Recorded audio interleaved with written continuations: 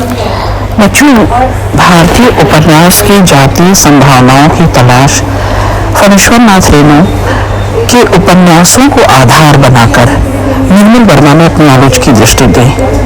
दरअसल मैला आंचल और परती पर कथा के माध्यम से यथार्थवादी उपन्यास की ढांचे से बिल्कुल भिन्न, बल्कि कहीं जीवंत, उबड़ खाबड़, टूटे बिखरे विसंखित पात्रों और चरित्रों और उन स्थितियों की रचना दरअसल इस आलोचना दृष्टि में दी।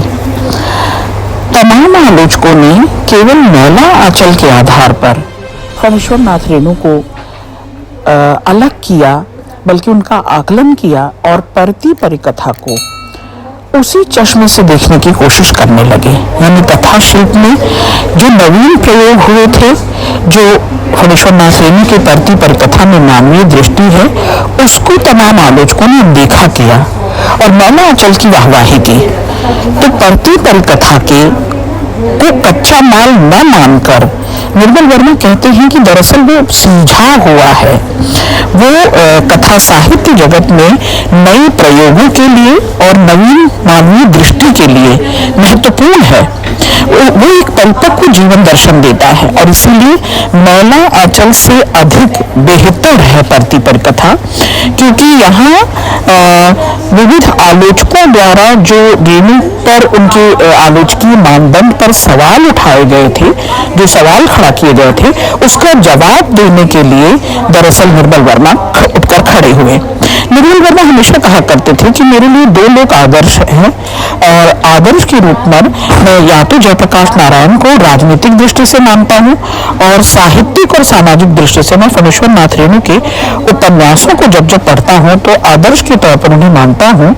और जहाँ जहाँ मानवीयता मुझे दिखाई देती है, नवीन मानवीय दृष्टि दिखाई देती है, दरअसल वो इन्हीं दोनों को, चाहे वो राजनीतिक रूप में हो या सामाजिक और साहित्यिक दृष्टि से, इन्हीं दोनों को आदर्श के रूप में, अपने संसर के रूप में देखता हूँ। देखिए 1957 में प्रकाशित हुआ था मैला आंचल। मैला आंचल का प्रकाशन 1954 में और परती परिकथा 1957 में प्रकाशित हुआ। कला का जोखिम नाम से संकलित है निर्मल वर्मा की पुस्तक, जहां उन्होंने कला को उपन्यास साहित्य या कथा साहित्य से जोड़ते हुए जो उसके आड़े चुनौतियां आती हैं उन पर विस्तार से बातचीत की है और इस विस्तार से बातचीत में केंद्रित किया है उन्होंने परती परिकथा को और उसी की समीक्षा की है। यानी उन्होंने कहा है कि कथा शिल्प का विशिष्ट प्रयोग जो है वो परती परिकथा में दिखाई देता है। यानी रेणु के उपन्यासों में केवल आंचलिकता की खोज नहीं होनी चाहिए, केवल उसका आकलन बाहरी विश्लेषण नहीं होना चाहिए, बल्कि निर्मल वर्मा की दृष्टि की खोज की जानी चाहिए, उनकी विश्लेषण पद्धति की खोज की जानी चाहिए। और परती परिकथा के केंद्र में ये दोनों चीजें दिखाई देती हैं, नई दृष्टि भी है और नई विश्लेषण पद्धति भी है। आगे बढ़ते हैं। ये नई विश्लेषण पद्धति दरअसल उनकी मानवीय दृष्टि है। यानी फणीश्वर नाथ रेणु के समूचे साहित्य में निर्मल वर्मा उनकी मानवीय दृष्टि को उनकी रचनाओं में केंद्रित मानते हैं। कला के जोखिम में भी दरअसल परती परिकथा से संबंधित जो आलोचकों की दृष्टि है, जो आलोचकों की बनी बनाई दृष्टि है या बना बनाए मानदंड है, उन पर निर्मल वर्मा सवाल खड़ा करते हैं। कहते हैं परती परिकथा में जो उलझन या उलझाव आलोचकों को दिखाई देता है, दरअसल ये उपन्यास का उलझन या उलझाव नहीं है, बल्कि आलोचकों को एक सैद्धांतिक चौखटे में देखने की आदत हो गई है उपन्यास को, कथा साहित्य को। तो इस सैद्धांतिक चौखटे से में फिट करने का जो प्रयत्न आलोचकों का है, उसको खारिज करने की कोशिश करते हैं। निर्मल वर्मा यहाँ पर स्पष्ट मत में ये कहते हैं कि इस उलझाव का कारण परती परिकथा नहीं है, बल्कि इन आलोचकों की आलोचना पद्धति है, साहित्य के जो तथाकथित मानदंड हैं वो है। और इस पुस्तक पर यानी परती पर कथा पर जो दुरूहता का या जो अस्पष्टता का आरोप लगता है, जो इस आरोप को भी निर्मल वर्मा खंडित करते हैं और कहते हैं कि जरूरी तो नहीं है कि कथा साहित्य में कथा वस्तु शिल्प गुण दोष विश्लेषण यही पुराने दृष्टिकोण से पुरानी लीक से ही मूल्यांकन किया जाए। तो फिर क्या परती पर कथा हिंदी उपन्यासों की परंपरागत पद्धति से भिन्न है।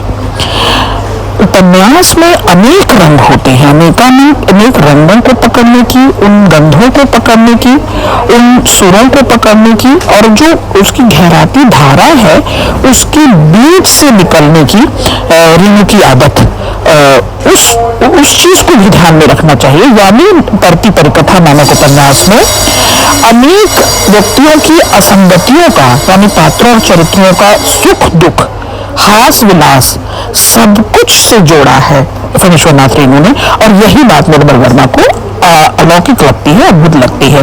तो वो कहते हैं कि दरअसल परती पर कथा उपन्यास किसी गांव का अद्भुत और विविध कार्निवल की संज्ञा के रूप में उसे देखते हैं। आगे बढ़ते हैं। जिससे परती पर कथा को लोग कच्चा माल कहकर के अलग कर दे रहे थे और मैला आंचल की तारीफ कर रहे थे, तो उसका जवाब देते हुए निर्मल वर्मा कहते हैं कि रेणुओं की मानवीय दृष्टि यहाँ मुझे साफ साफ दिखाई देती है। आलोचकों को अपनी दृष्टि बदलनी होगी, मूल्यांकन की पद्धति बदलनी होगी, क्योंकि ये नए शिल्प की रचना है, ये नई कथा कलेवर की रचना है और इसे पारंपरिक दिमाग से, पारंपरिक आंख से नहीं देखा जा सकता। मैला आंचल केवल भावुकतापूर्ण प्रशंसा अगर लोग कर रहे हैं, केवल भावुक होकर कर रहे हैं, तो फिर ये देखना होगा कि रेणु ने रचना के स्तर पर, कथा शिल्प और रचना विधान के स्तर पर एक नई तरह की बयार चलाई। बयार मतलब हवा परिवर्तन की बयार चलाई और रचना के स्तर पर परंपरागत शिल्प विधान की अपेक्षा एक नए रचना विधान और नए कथा शिल्प की योजना भी की है। ये निर्मल वर्मा की आलोचना दृष्टि है दरअसल। तो वो क्या कहना चाह रहे हैं कि केवल भावुक होकर कथा साहित्य को देखने की जरूरत नहीं है, उसकी भावुकतापूर्ण प्रशंसा करने की जरूरत नहीं है, बल्कि उस नए रचना विधान और नए कथा शिल्प को भी देखने की जरूरत है। तो हिंदी उपन्यास के रचना विधान और कथा शिल्प में एक जबरदस्त परिवर्तन, इस क्षेत्र में एक बड़ा परिवर्तन, एक नया मोड़ फणीश्वरनाथ रेणु लाते हैं। और निर्मल वर्मा का यह भी कहना है कि रूढ़िगत मानदंडों को दरअसल वो तोड़ते हैं, पुराने फ्रेम को तोड़ते हैं और ये बड़ी बात रेणु करते हैं। अब आप देखिए कि औपन्यासिक कला शिल्प, चाहे वो कथा प्रयोजन हो चाहे चरित्र गठन हो, विशिष्ट दृष्टिकोण से, विशिष्ट आग्रह से हर कलाकार के कलात्मक व्यक्तित्व को दरअसल रेणु उभारते हैं। पर कथा का सामाजिक परिवेश मैला आंचल से व्यापक ही नहीं है, बल्कि उसका स्वरूप, आंतरिक प्रक्रियाएं बिल्कुल भिन्न है। रेणु स्वयं राजनीतिक आंदोलनों में, राजनीतिक उठापटक में संलग्न थे। तो रेणु की राजनीतिक संलग्नता जो थी, रेणु का जो सामाजिक परिवेश था और जो वो राष्ट्रीय उथल पुथल को देख रहे थे, उस सब को भी वो परती पर कथा में लाए हैं। तो परती पर कथा का समाज राष्ट्रीय प्राणधारा के तले दबे रह गए उन तनावों को भी अभिव्यक्ति देता है, उसका सामाजिक स्तर पर अभिव्यक्ति देता है, उसका व्यापक विकसित रूप उठाता है। और यही बड़ी बात है जो निर्मल वर्मा देखते हैं। छोटी छोटी घटनाओं को किस नाटकीय अंदाज से उपन्यास में, किस नायाब शैली में परोसा गया है कि वे ठोस और जीवन पात्रों की सृष्टि कर रहे हैं। तो रेणु की राजनीतिक संलग्नता को भी निर्मल वर्मा नोटिस करते हैं और कहते हैं कि ये मैला आंचल से भिन्न और व्यापक आंतरिक प्रक्रियाएं लिए हुए उपन्यास परती पर कथा है। इसमें सामाजिक परिवेश है, इसमें राष्ट्रीय उथल पुथल है जिसने समाज को प्रभावित किया और निर्मल वर्मा उसे नोटिस में लेते हैं। आप देखें कि लेखक अपने को केवल सोशलिस्ट कहे और कलाकार बाद में कहे, तो इससे निर्मल वर्मा को ऐतराज है। रेणु खोखली सोशलिस्ट नहीं है, उनकी रचना दृष्टि में भी, उनकी लेखक रूप में भी, उनके कलाकार रूप में भी वो सोशलिस्ट रूप दिखाई देता है। तो ये उनके जीवन दर्शन में दिखाई देता है और ये बड़ी बात है। तो उपन्यास में कहीं कोई विखराव नहीं है, कोई विशृंखलता नहीं है, बल्कि उसमें जो अंचल, जिस अंचल की कहानी है प्रतिपल कथा में, यानी परानपुर, उसकी असंगतियां, विसंगतियां, सुख दुख सब कुछ उसमें समाहित है। तो ये जीवंत मनुष्यों की गाथा है प्रतिपल कथा। जीवित मनुष्यों के सुख दुख और असंगतियों और दर्द को बयान इसमें किया गया है। इसलिए परानपुर के जो चरित्र हैं, वो जो उनकी समस्याएं हैं, वो सब वास्तविक हैं, वो जीवंत हैं और ये मनगढ़ंत नहीं लगते। बाकी कथाओं में, जैसा कि मैलांचल में भी देखा गया है, जो लोकप्रिय हुआ बहुत, कि कुछ पात्र और चरित्र मनगढ़ंत लगते हैं, लेकिन प्रतिपल कथा के सभी पात्र और चरित्र वास्तविक हैं, जीवंत हैं। और इसके बावजूद निर्मल वर्मा रेणु से एक सवाल करते हैं कि अपने समस्त आग्रहों से आप मुक्त क्यों न रह सके। आपने जित्तन नामक चरित्र का निर्माण किस तरह से किया, और जित्तन के साथ आप इतने साथ क्यों खड़े रहे, निरपेक्ष या तटस्थ जित्तन के साथ क्यों नहीं हो पाए, आप जित्तन के साथ संलग्न क्यों रहे। तो एक तरह से तटस्थता की भी उम्मीद रेणु से निर्मल वर्मा करते हैं कि निर्मल वर्मा के लिए कला की संपूर्ण उपलब्धि जीवंत चरित्रों की सृष्टि करना मात्र न होकर एक लेखक की पूर्वाग्रह से जूझना, यथार्थ के प्रति गहरी संवेदना होना और पूरी तरह से एक निरपेक्ष दृष्टिकोण, एक तटस्थ दृष्टिकोण रखना, ये किसी कलाकार के लिए बहुत जरूरी होता है, ऐसा निर्मल वर्मा मानते हैं। तो कोई कलाकार किसी चरित्र के द्वारा उसकी समस्याओं को चित्रित करे तो इसमें कोई गलती नहीं है, कोई गलत बात नहीं है, बल्कि हर लेखक, हर कलाकार, हर कथाकार अपनी कथाकृति में, अपने रचना में दरअसल किसी केंद्रीय पात्र की समस्याओं और संवेदनाओं से जुड़ा हुआ होता ही है, ठीक है। और कलाकार के लिए ये दो शर्तें बहुत जरूरी हैं।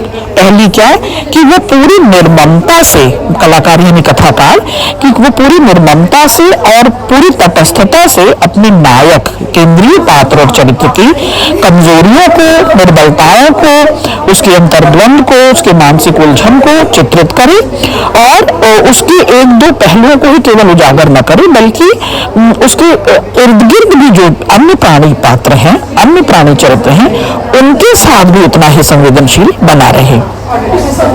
निर्मल वर्मा का रेणु के संबंध में एक निष्कर्ष है कि जो जित्तन के चरित्र का गठन जब किया रेणु ने, तो इन दोनों शर्तों को पूरा नहीं कर पाए, यानी अपने नायक के साथ नायक की कमजोरियों को उजागर करना, नायक के अंतर्द्वंद को उजागर करना, नायक की मानसिक उलझनों को उजागर करना, ये नहीं कर पाए। और दूसरा, अन्य प्राणियों और चरित्रों के साथ उतना संवेदनशील नहीं रह पाए। जैसे ताजमनी और इरावती का भी उदाहरण आता है। निर्मल वर्मा कहते हैं कि रेणु ने प्रतिपल कथा में समाज के बदलते संदर्भ में व्यक्तियों की उत्तरोत्तर अधिक संश्लिष्ट होने वाली, संश्लिष्ट कहते हैं जुड़ी हुई चीजें, जो होने वाली मानसिक प्रक्रियाओं और नैतिक दबावों का चित्रण किया है। वो सामाजिक भी है, वो राजनीतिक भी है, और सामाजिक राजनीतिक आंदोलनों को उद्घाटित करती हैं, उनकी पात्रों चरित्रों की आकांक्षाओं और दुर्बलताओं को भी उद्घाटित करती हैं। और ये सराहनीय है निर्मल वर्मा की दृष्टि में कि रेणु की कथा रचना में, कथा साहित्य में दिखाई देता है। तो ये दिखराव कहानी का नहीं है, दरअसल वो सचमुच में वास्तविक पात्र जो होते हैं वो बिखरे हुए होते हैं। पूरे गांव का जीवन जो है, ग्राम्य जीवन जो है, वो भी विविधतापूर्ण होता है, वैविध्यपूर्ण होता है। तो उसके वैविध्यपूर्ण रूप को दिखाने, उसके सर्वांगीण रूप को दिखाने, उसके परिवर्तनशील मानवीय संबंधों को दिखाने के लिए ऐसा शिल्पगत प्रयोग करना ही पड़ेगा जो रेणु ने किया। तो ये शिल्पगत प्रयोग, ये कथा शिल्प, इसको आलोचक जो खारिज करते रहे हैं एक पुराने पारंपरिक चश्मे से, वो गलत है। प्रतिपल कथा की समीक्षा यथार्थवादी कथा शिल्प की कसौटी पर होना चाहिए। सैद्धांतिक मानदंडों के अमूर्त चौखटों में फिट करना उसे ठीक नहीं होगा।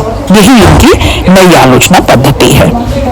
आप देखें कि निर्मल वर्मा के लिए सेंसर की तरह थे जयप्रकाश नारायण और फणीश्वर नाथ रेणु। जैसा मैंने पहले भी बताया कि राजनीतिक दृष्टि से, राजनीतिक महकमों में वो जयप्रकाश नारायण को अपना आदर्श मानते थे, और साहित्य और समाज में फणीश्वर नाथ रेणु को। तो कहानी, लेख, उपन्यास जो कुछ भी निर्मल वर्मा लिखते थे, वो ये सोच कर लिखते थे कि इसे अगर ये दोनों पढ़ेंगे तो कैसा महसूस करेंगे।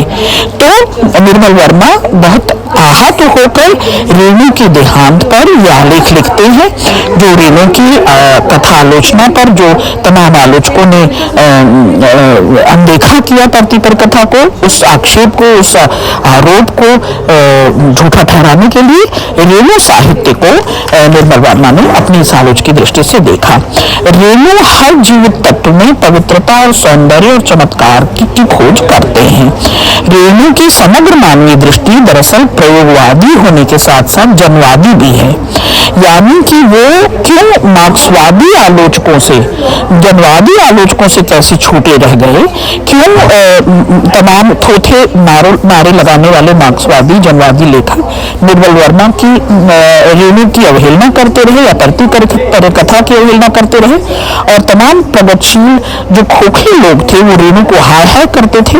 इस आडंबर और दोगलेपन पर भी निर्मल वर्मा ने चोट पहुंचाई है, सवाल खड़ा किया है। उन्होंने ये कहा, स्पष्ट शब्दों में ये कहा कि यही तो विडंबना है कि ऐसी व्यापक दृष्टि रेणु की होने के बावजूद उनकी कहानियों की, उनके कथा साहित्य की ऐसी भयानक परिणति थी। परिणति मतलब परिणाम, अंत, कि एक तरफ प्रगतिशील घोषित करने वाले मार्क्सवादी आलोचक उनको फासिस्ट मानते थे, बिहार के जन आंदोलन से जुड़े हुए रेणु को फासिस्ट मानते थे, जयप्रकाश नारायण को देशद्रोही मानते थे। तो इन दोनों दोषों को निर्मल वर्मा ने खारिज किया है, उस पर सवाल उठाया है, और बल्कि प्रेमचंद से आगे निकल गया। रेणु को प्रेमचंदी नाटकीयता से बाहर निकलने वाले, फ्रेम को तोड़ने वाले, गायों की लचीलेपन, काव्यात्मक, अलंकारमयी, कृत्रिम, परंपरागत किसान को जो दिखाने की आदत थी प्रेमचंद की, उससे भी बहुत आगे निकाल दिया। और रेणु दरअसल पहले भारतीय कथाकार हैं जिन्होंने भारतीय उपन्यास की जातीय संभावनाओं को तलाशा। तो मैलांचल और धरती पर कथा के माध्यम से दरअसल यथार्थवादी उपन्यास के ढांचे से बिल्कुल भिन्न जो भारतीय उपन्यास है उसको दिखाने की एक नई दिशा दी है। और निर्मल वर्मा कहते हैं कि जो मार्क्सवादी आलोचकों ने रेणु के साथ छल किया, जो उनकी रचनाओं को नजरअंदाज किया, वो माफ नहीं किया जा सकता, और वो सवाल आज भी है। धन्यवाद।